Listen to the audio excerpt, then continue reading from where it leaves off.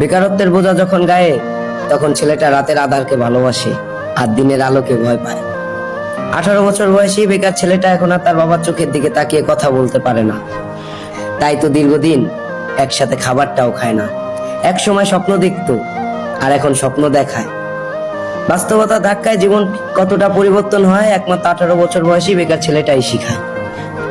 ঘরের বেকার ছেলেটা ঝোল হিসাবে বাবার শরীরে রক্ত পান করে, আর ভাত হিসাবে বাবার শরীরের মাংস চিবায়। হঠাৎ নিজের কাঁধে দায়িত্ব দেখে হতাশায় পড়ে যায়। বসন্তীকালে শারীরিক পরিবর্তন ঘটে, এটা বইয়ের মাধ্যমেই শেখা। তবে জীবন পরিবর্তনের কথা কেন বলা হয়নি? ব্যক্তিগত নিজেকে কেন বুঝতে হয়? কাকেই বা প্রশ্ন করি, কারো কাছে তার উত্তর নাই।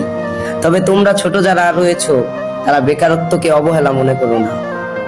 একটা অবাক করা বিষয় হচ্ছে, আমরা 18 বছর বয়সী ছেলেরা দেখাই যে আমরা ভালো আছি, ভালো থাকি। তবে মুখোশ আর মুখের হাসির আড়ালে আমরা সবাই হতাশায় ভুগি।